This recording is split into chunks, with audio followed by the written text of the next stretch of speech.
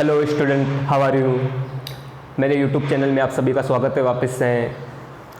मैं पिछली बार आपके दो कंटेंट डाल चुका था। इस बार लेके आ रहा हूँ वापस में रिवीजन, अगला टॉपिक। और जल्द से जल्द आप सभी से मेरा रिक्वेस्ट है कि इस मेरे यूट्यूब चैनल को ज़्यादा से ज़्यादा शेयर करें और मैं ऐसे ही इस प्रकार से आपको म्यूजिक की थ्योरी समझाता रहूं और ऐसे ही आपके साथ आपको भी कुछ म्यूजिक के बारे में जानकारी मिले। आज वापस मैंने समझा चुका था तो आप लोगों को पहले एक म्यूजिक बेसिक जो बेसिक नॉलेज म्यूजिक की बेसिक के बारे में समझा चुका था आपको पहले। म्यूजिक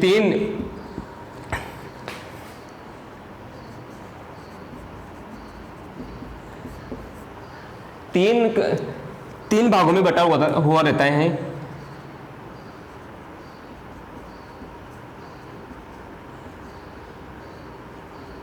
म्यूजिक को तीन भागों में बांटना।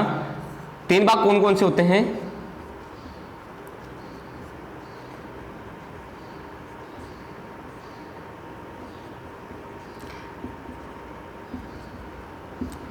इन तीनों के बारे में पढ़ने एक सावधानी पूर्वक अच्छे से तरीके से समझा था।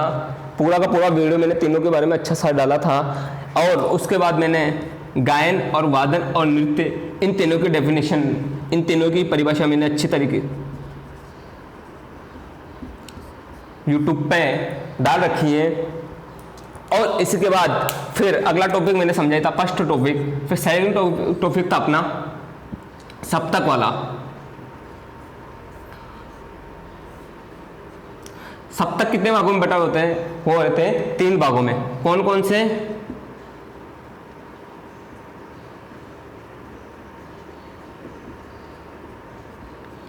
तीन भागों में बटा हुए रहते हैं सप्तक, मंद्र, मध्य और तार। इन तीनों भागों में बांटने के पश्चात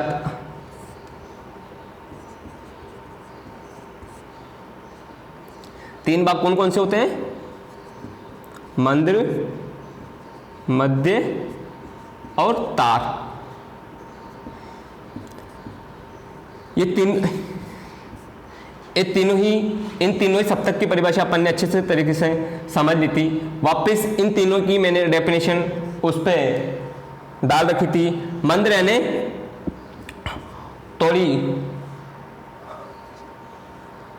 थोड़ी मोटी आवाज, और मध्य यानी समान आवाज, और तार यानी बिल्कुल पतली आवाज। इन तीनों के ही अर्थात जो सप्तक होते हैं, ये सप्तक अपने हारमोनियम में यानी इस गायन का जो टॉपिक होता है, ये जो गायन का टॉपिक है, इस गायन के टॉपिक के में ही ये सप्तक होते हैं। ठीक है। और सप्तक को जानने के लिए सबसे पहले अपन को क्या करना पड़ता है? एक हारमोनियम। आप सोच रहे हो कि मंद्र, मध्य, तार। हारमोनियम का जब अपन प्रयोग करेंगे, सबसे पहले बेटा हारमोनियम का प्रयोग करने के बाद पश्चात अपन को वो तीन भागों में बटा हो जाता है, फर्स्ट, सेकंड और थर्ड। इस प्रकार से तीन भागों में बटा हुआ होता है। इस प्रकार से व्हाइट की और ब्लैक की दो प्रकार की होती है उसमें। ठीक है, दो प्रकार की होती है। जो फर्स्ट वाला जो भाग रहता उसका, ये फर्स्ट भाग और ये सेकंड भाग और ये थर्ड भाग। तीन भाग होते हैं उसमें, फर्स्ट भाग, सेकंड भाग और थर्ड भाग। फर्स्ट भाग का जो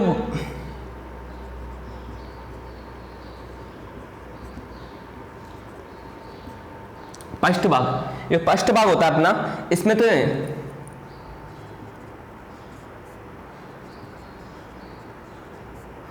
इसमें से समान आवाज और इसमें से पतली आवाज। इस प्रकार से तीन आवाजें निकलती है।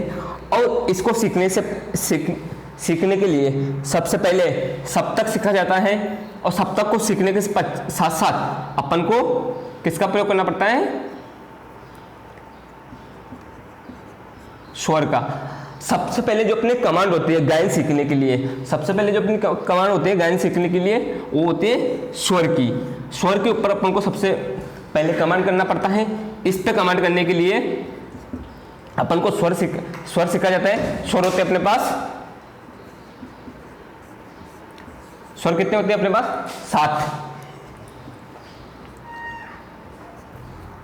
7 स्वर होते हैं। 7 स्वर होते हैं। 7 स्वर कौन कौन से होते हैं? सा रे ग म, ये 7 स्वर होते हैं अपने पास, ठीक है। इन सातों स्वरों को सीखने के लिए अपन को सबसे पहले हारमोनियम का प्रयोग करना पड़ता है। सबसे पहले ये 7 स्वर सीखने के लिए हारमोनियम का प्रयोग करके अपन को 7 स्वर का अभ्यास करना पड़ता है या रियाज करना पड़ता है, ठीक है। एक बार फिर बता देता हूँ मैं। सबसे पहले बेसिक नॉलेज है अपनी। पहले अपन को इस म्यूजिक के अंदर या संगीत के अंदर तीन भागों में बटा हुआ होता है। 3 भाग कौन कौन से होते हैं? गायन, वादन और नृत्य, ठीक है। 3 भागों में संगीत का विभाजन किया गया है अलग अलग तरीके से, ठीक है। और सबसे पहले उसमें से उठा के ये वाला भाग अपन को सबसे पहले जो महत्वपूर्ण भाग इसका यानी संगीत का वो होता है अपने पास गायन, ठीक है। और गायन को सीखने के लिए अपन को मंद्र, मध्य और तार इन तीनों का प्रयोग करने के साथ साथ अपन को स्वर सीखने के पश्चात हारमोनियम का प्रयोग करके इनको सीखना होता है।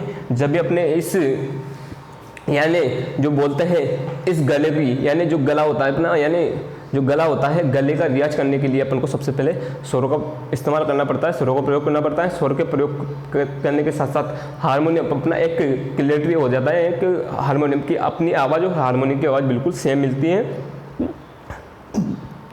सेम मिलने के बाद अपन को उस हारमोनियम पे ऐसा लगने लग जाता है कि अपना अभ्यास बिल्कुल एक बढ़िया हो गया है, आसान हो गया है।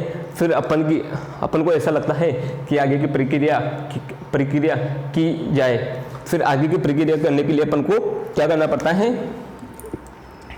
जो होती है सरगम, ये स्वर होते हैं। ये स्वर अपने पास होते हैं स्वर और सरगम। फिर इन सरगम का प्रयोग करते हैं अपन। सरगम का प्रयोग करते हैं। सरगम अपने पास बहुत सारी होती हैं, ठीक है।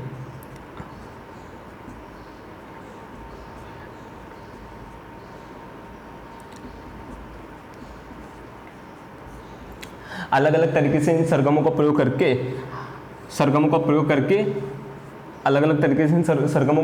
अपन को इन सरगम को बनाना होता है। फिर इन सरगम के माध्यम से अपन को गाना होता है, ठीक है। सबसे पहली महत्वपूर्ण अपने पास है गायन, सरगम, ठीक है। इनका प्रयोग करने के बाद अपन को गाना यानी गायन सीखते हैं। फिर इसी के अंदर अपन को ताल, इसी के अंदर अपन को राग, क्या होती है?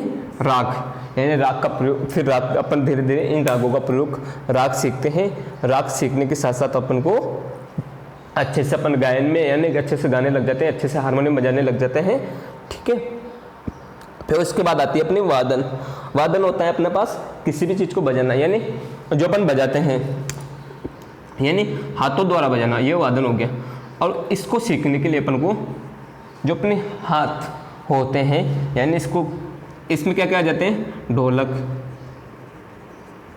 तबला, ठीक है। 2 चीज़ सबसे महत्वपूर्ण है इस म्यूजिक के अंदर, ढोलक और तबला।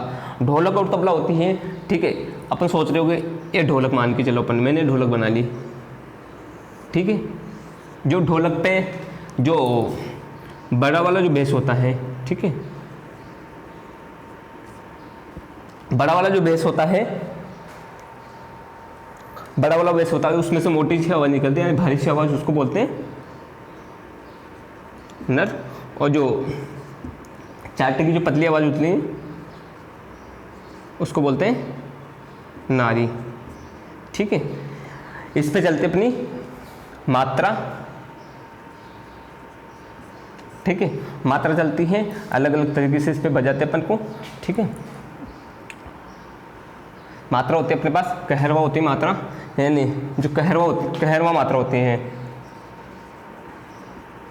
जो कहरवा मात्रा होती है वो होती है 8। इसको बजाने के लिए अपने हाथों का प्रयोग करके इसको बजाया जाता है। मैंने डाल रखा है यूट्यूब चैनल पे, मेरे यूट्यूब चैनल पे देख सकते हो कहरवा मात्रा कैसे बजाई जाती है।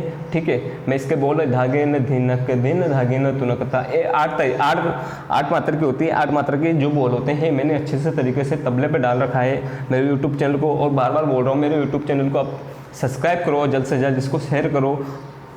मैं अच्छे से तरीके से आप सभी को म्यूजिक की और अच्छे से तरीके से अच्छे से बारे में इसको और लेकर आता रहूँगा। ऐसे ही आपके साथ मेरे YouTube चैनल को आप और जल्द से ज़्यादा शेयर करोगे तो अच्छे से तरीके से मैं अच्छे से कंटेंट आप लोगों को और डालता रहूँगा।